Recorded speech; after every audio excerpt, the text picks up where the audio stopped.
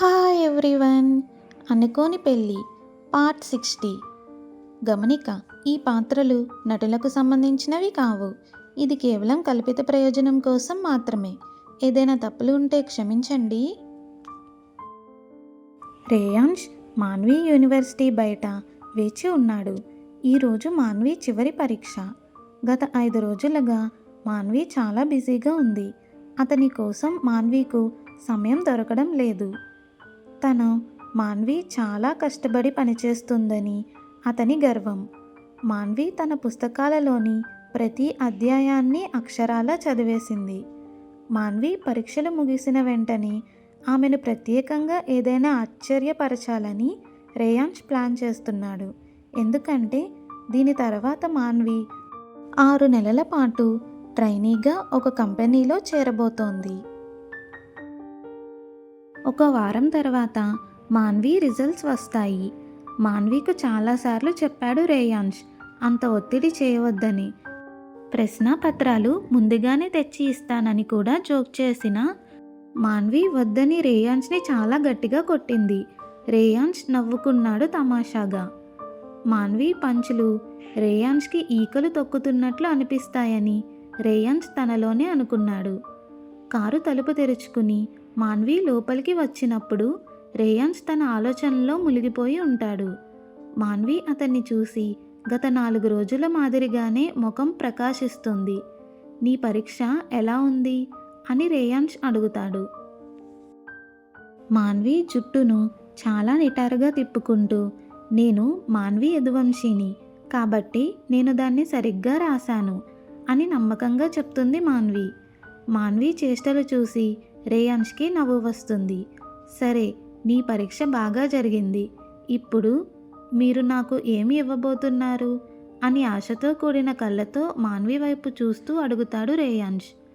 మాన్వి ఆట పట్టించే చిరునవ్వుతో, నేను తర్వాత చెప్తాను, కానీ ముందు నన్ను ఎక్కడికైనా తీసుకెళ్ళు, నాకు చాలా ఆకలిగా ఉంది అని అంటుంది మాన్వి. రేయాన్ష్ కార్ స్టార్ట్ చేసి మెన్షన్ వైపు వెళ్తాడు. రేయాన్ష్ తల్లి మరియు చాచి కలిసి రాజ్, ధర్మ్ మరియు రియా కోసం విందు సిద్ధం చేశారు. వారు కూడా పరీక్షలు ఈ రోజుతో ముగిశాయి. ఇప్పుడు రాజ్ మరియు ధర్మ్ ఆ కంపెనీలో చేరుతారు మరియు రియా తనకు ఏది కావాలంటే అది చేస్తుంది. మీకు తెలుసా, కియా చాలా సప్లిమెంట్లు తీసుకుంది మరియు పరీక్షకు ముందు తనకు ఏమీ తెలీదు, ఏమీ చదవలేదనే చెప్తూనే ఉంది అని మాన్వి గట్టిగా అన్నది. రేయాన్ష్ మాన్వి మాట వింటాడు, ఒక మంచి భర్తలా.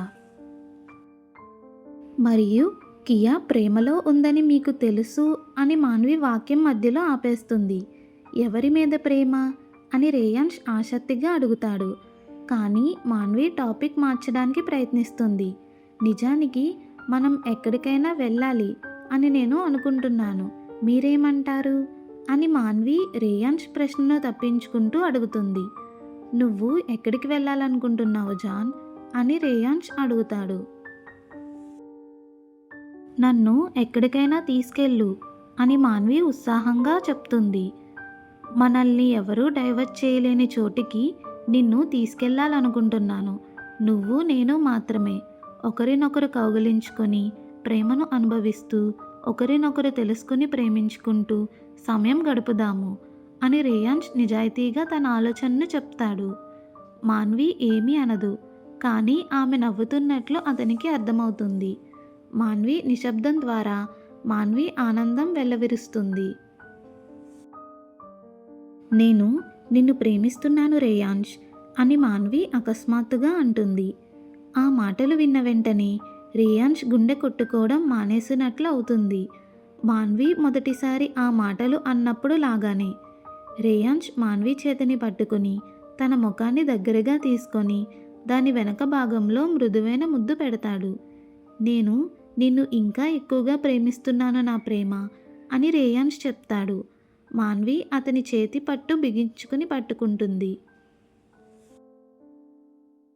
మాన్వి ఇంటికి చేరుకుంటుంది. అమ్మా, ఇది నేను తిన్న కచోరీల కల్లా అత్యుత్తమైనది, నీకు తెలుసు కదా అని ధర్మ్ విరామం కూడా తీసుకోకుండా నోరు మూసుకుంటూ తింటూ అంటాడు. అవును, మరియు ఈ సమోసా తదుపరి స్థాయి ఇది అని రాజ్ నోరు నిండా పెట్టుకుని అంటాడు. వాళ్ళు అన్నీ తింటుంటే మాన్వి నవ్వుకుంటుంది. అబ్బాయిలారా, మీ పొట్ట నొప్పిగా మారడానికి బదులుగా కనిపించడం ప్రారంభిస్తోంది అని మీరు అనుకోలేదా? మీరు జిమ్లో గడిపే ఆ 2 గంటల వల్ల ప్రయోజనం ఏమిటి అని మాన్వి ఆట పట్టిస్తుంది. మా పొట్ట కనిపిస్తోందా అని దాదాపుగా చదునుగా ఉన్న వారి పొట్టలను చూస్తూ ఇద్దరూ ఒకేసారి అడుగుతారు. అవును, మీరిద్దరూ 3 నెలల గర్భిణీ స్త్రీలలా కనిపిస్తున్నారు అని రియా తన మిల్క్ షేక్ తాగుతూ క్యాజువల్గా చెప్తుంది. అమ్మా, మా కడుపు నిండిపోయింది, ఇంక చాలు అని వాళ్ళు కలిసి తమ సీట్ల నుండి లేచారు. అందరూ పగలబడి నవ్వుతారు. వాళ్ళు తమాషా చేస్తున్నారు, మూర్ఖులు అని చాచి తల అడ్డంగా ఊపుతూ అంటుంది. అబ్బాయిలు అందరి వైపు చూస్తారు, కానీ అది వాళ్ళను మరింత ముద్దుగా చూపిస్తుంది. అమ్మా, నేను ఇప్పుడు నిద్రపోయి రేపు ఉదయం లేస్తాను. నా దగ్గర పనులన్నీ అయిపోయాయి, నా పరీక్షలన్నీ అయిపోయాయి అని మాన్వి తింటూ అంటుంది. సరే, బాగా పడుకో, నీకు కావలసినంత విశ్రాంతి తీసుకో అని రేయాన్స్ తల్లి అంటుంది. మాన్వి నవ్వుతుంది. మేము కూడా రేపు ఉదయం వరకు నిద్రపోతాము అని ముగ్గురు భోజన ప్రాంతం నుండి లేచి అంటారు. రేయాన్స్ మళ్ళీ ఆఫీస్కి వెళ్తాడు. ఏదో అత్యవసర పని వచ్చింది. రేయాన్స్ దానిని నిర్వహించాల్సి వచ్చింది. మాన్వి తన గదిలోకి వెళ్ళి మంచం మీద కూలిపోయి కుంభకర్ణుడిలా నిద్రపోతుంది. ఎందుకంటే పరీక్ష తర్వాత నిద్ర అది ప్రపంచంలోనే అత్యంత స్వర్గపు విషయం. మాన్వి నిద్ర లేచి సమయం చూసుకుంటుంది. ఓరి దేవుడా, మాన్వి 15 గంటలకు పైగా నిద్రపోయింది. ఆమె మంచం మీద కూర్చుని కళ్ళు తుడుచుకుంటుంది. రేయాన్స్ ఎక్కడున్నాడు? రేయాన్స్ నిన్న రాత్రి రాలేదా అని అనుకుంటుంది మాన్వి. మాన్వి లేచి నిలబడగానే రేయాన్స్ గదిలోకి ప్రవేశిస్తాడు. రేయాన్స్ ఎక్కడికో వెళుతున్నట్లుగా సిద్ధంగా ఉన్నాడు. ఆఫ్ వైట్ ప్యాంట్ మరియు నల్లటి టీషర్ట్ ధరించి ఉన్నాడు. నువ్వు ఈ బట్టలు ఎందుకు వేసుకున్నావు? ఎక్కడికైనా వెళ్తున్నావా అని మాన్వి రేయాన్స్ వైపు నడుస్తూ అడుగుతుంది. రేయాన్స్ మెల్లగా నవ్వుతాడు. నేను కాదు, మనం వెళ్తున్నాం, వెళ్ళి త్వరగా రెడీ అవ్వు అని రేయాన్స్ అంటాడు. మాన్వి రేయాన్స్ వైపు అయోమయంగా చూస్తుంది. ప్లీజ్ వెళ్ళి రెడీ అవ్వు, మనకి ఆలస్యం అవుతోంది అని రేయాన్స్ మెల్లగా పదే పదే అంటాడు. మాన్వి తల ఊపి గదిలోకి వెళ్తుంది. మంచం మీద చక్కగా ఉంచిన తెల్లటి పూల ఫ్రాక్ మాన్వికు కనిపిస్తుంది. మాన్వి త్వరగా స్నానం చేసి ఆ డ్రెస్లోకి మారుతుంది. జుట్టును తెరిచి ఉంచి తన ఉంగరం, సున్నితమైన నెక్లెస్ మరియు చిన్న చెవులీలను ధరిస్తుంది. ఆ ఫ్రాక్ మాన్వి మోకాళ్ళ వరకు ఉంటుంది. మాన్వి దుస్తులు ఒకదానికొకటి ఎంత చక్కగా సరిపోతాయో మాన్వి గమనిస్తుంది. ఆమె గది నుండి బయటకు వస్తుంది. కానీ రేయాన్స్ అక్కడ లేడు. రేయాన్స్ కిందకి వెళ్ళాడా అని అనుకుని మాన్వి కూడా కిందకి దిగుతుంది. మాన్వి తన ఫోన్ తీసుకుని తొందరగా దిగి వెళ్తూ ఉంటుంది కిందకి.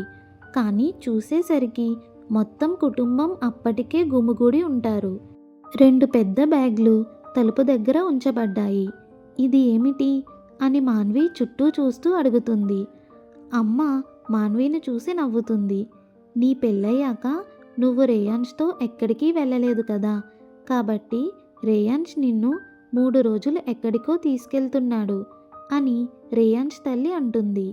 మాన్వి రేయాన్స్ వైపు చూస్తుంది. రేయాన్స్ నవ్వుతాడు. ఎక్కడికి అని మాన్వి ఆసక్తిగా అడుగుతుంది. రేయాన్స్ మళ్ళీ నవ్వుతాడు. ఇది నీకు సర్ప్రైజ్ అని రేయాన్స్ అంటాడు. మాన్వి తిరిగి నవ్వకుండా ఉండలేకపోతుంది. సరే, ఇప్పుడే బయలుదేరండి, మీకు ఆలస్యం అవుతుంది అని చాచు అంటాడు. మాన్వి తల ఊపుతుంది. నువ్వు జాగ్రత్తగా ఉండు, సరేనా అని రేయాన్స్ తల్లి అంటుంది. మాన్వి మళ్ళీ తల ఊపుతుంది. నీకు ఏదైనా అవసరమైతే నాకు కాల్ చేయండి అని నాన్న అంటాడు. మాన్వి మళ్ళీ తల ఊపుతుంది. వదినా, మా కోసం ఏదైనా తీసుకురావడం మర్చిపోకు, మరియు సంతోషంగా ప్రయాణం సాగించండి అని ధర్మ్, రాజ్ మరియు రియా కలిసి నవ్వుతూ అంటారు. మాన్వి నవ్వుతుంది. ఆమె హృదయం ఉత్సాహంతో కొట్టుకుంటోంది. నువ్వు జాగ్రత్తగా ఉండు అని చాచి మాన్వి తలపై ముద్దు పెడుతుంది. మాన్వి మళ్ళీ నవ్వుతుంది. మాన్వీను జాగ్రత్తగా చూసుకో అని జై రేయాన్ష్తో అంటాడు. ఇద్దరూ బయటకి నడిచి వెళ్తారు. బాయ్ బాయ్ అని అందరూ అరుస్తారు. వారు కారు లోపల కూర్చున్నప్పుడు రేయాన్ష్ మాన్వి పక్కన కూర్చుంటాడు మరియు డ్రైవర్ కార్ స్టార్ట్ చేస్తాడు. మాన్వి ప్రైవసీ కోసం పార్టిషన్ పైకి లాగి రేయాన్ష్ వైపు తిరిగి చూస్తుంది. రేయాన్ష్ అప్పటికే మాన్వి వైపు చూస్తున్నట్లు కనిపించాడు. మనం ఎక్కడికి వెళ్తున్నాం అని మాన్వి ఆసక్తిగా అడుగుతుంది. రేయాన్ష్ నవ్వుతూ మాన్విని తన దగ్గరికి లాక్కుంటాడు. మనం అక్కడికి చేరుకునే వరకు ఆగు నా భార్య, ఇది నీకు సర్ప్రైజ్ అని రేయాన్ష్ అంటాడు. మాన్వి ఇంకేమీ అడగదు. నువ్వు బాగా నిద్రపోయావా అని రేయాన్ష్ మాన్వి తలని నిమురుతూ మెల్లగా అడుగుతాడు. అవును, ఇప్పుడు నేను ఫ్రెష్గా ఎనర్జెటిక్గా ఉన్నాను అని మాన్వి అంటుంది. రేయాన్ష్ నవ్వుతాడు. కొంత సమయం తర్వాత కారు ఆగుతుంది. రేయాన్ష్ బయటకు వచ్చి మాన్వి తలుపు తెరుస్తాడు. మాన్వి బయటకు వచ్చి అక్కడే స్తంభిస్తుంది. వారు విమానాశ్రయంలో ఉంటారు. వారు నడుస్తున్నప్పుడు రేయాన్ష్ మాన్వి చేయి పట్టుకుని నవ్వుతాడు. మాన్వి కళ్ళు ఒక జెట్పై పడతాయి మరియు తక్షణమే దానిపై యదువంశీ లోగోను గమనిస్తుంది మాన్వి. ఇది మీ ప్రైవేట్ జెట్టా అని మాన్వి రేయాన్ష్ పక్కన నడుస్తూ అడుగుతుంది. రేయాన్ష్ నవ్వుతాడు. మనది, ఇది మన జెట్ అని రేయాన్ష్ అంటాడు. మాన్వి మళ్ళీ దానివైపు చూస్తుంది. వారు లోపలికి వెళ్తారు మరియు సిబ్బంది వారికి మర్యాదగా పలకరిస్తారు. రేయాన్ష్ ఒక్క క్షణం కూడా మాన్వి చేయి వదలడు. వారు సిట్టింగ్ ఏరియా వైపు నడుస్తారు మరియు రేయాన్ష్ మాన్విను కిటికీ దగ్గర కూర్చోపెట్టి తన పక్కన కూర్చుంటాడు. ఇద్దరూ సీట్ బెల్ట్స్ పెట్టుకుంటారు. జెట్ ఎగరడం ప్రారంభిస్తుంది. మన గమ్యస్థానానికి చేరుకోవడానికి ఎంత సమయం పడుతుంది అని మాన్వి అడుగుతుంది. రేయాన్ష్ మాన్వి వైపు చూస్తాడు. గరిష్టంగా 7 గంటలు పట్టవచ్చు అని రేయాన్ష్ అంటాడు. మాన్వి తల ఊపుతుంది. Next part continuous.